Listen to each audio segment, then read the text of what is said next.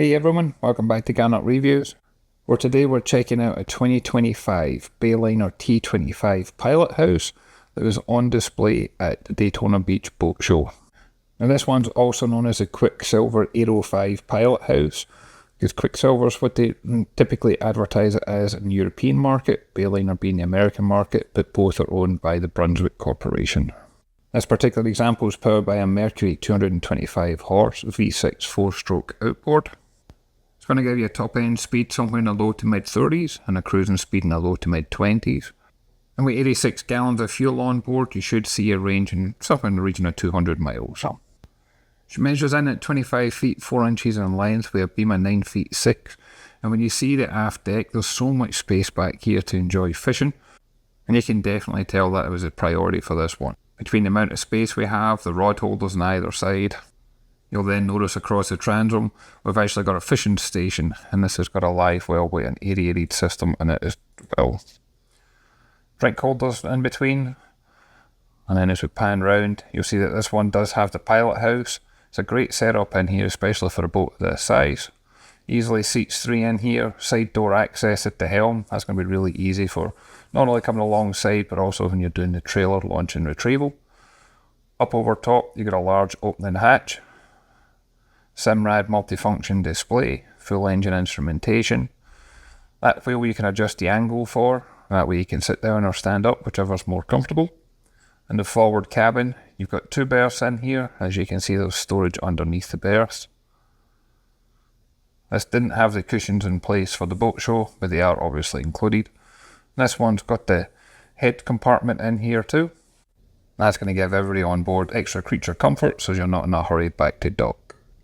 And in here you got the toilet, you got the sink, and then there's actually an opening porthole so that we get light and also ventilation in here.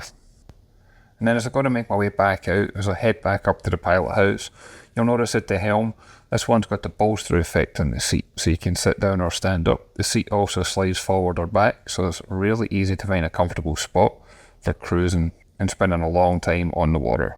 And as such, we've got the galley behind it, and that's got the sink, stove and a refrigerator underneath.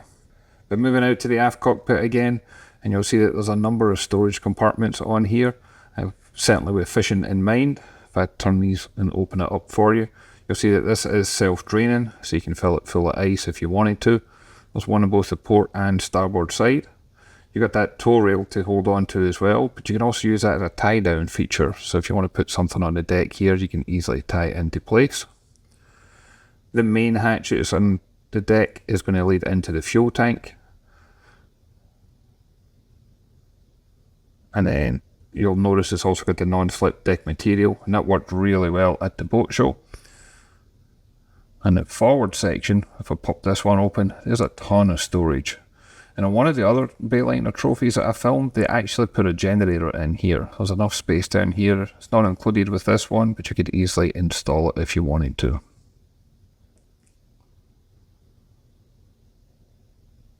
Again, that non-slip deck material as I close this down.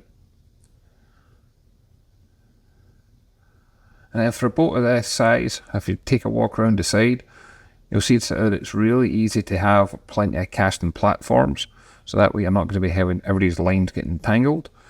But you've also got this seating arrangement at the front, where you can lay that down flat. You've got a sun pad, or you can have it sitting like the way it is just now. You get the fender basket at the side, you get the drinks holder, you get the anchor locker. You can have this spec'd out to have an electric windlass if you would like. I just think this is an overall great setup for a boat that's only approximately 25 feet in length. Side door entry, as I mentioned before, into the helm position. You get the side door access on the hull, so you're not having to climb over to get in and out. It's real easy when you come alongside.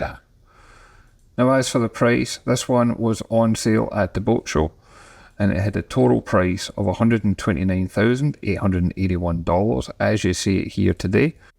And not only did that include the trailer, but it also includes 7-year engine warranty. Now in the description I'm going to leave a link to V-Force Marine's website. That's who gave me the opportunity to check this one out. But I'm also going to leave a link to Bayliner's website, because they've got a great setup where you can spec this out. You can build the boat, pick your colours, pick your specification, and get an up-to-date pricing available as well. Love to hear your thoughts and comments. If you leave a comment down below, haven't done so already, if you can hit that like and subscribe button, really does make a difference. And I look forward to catch you on the next one. Thanks everyone.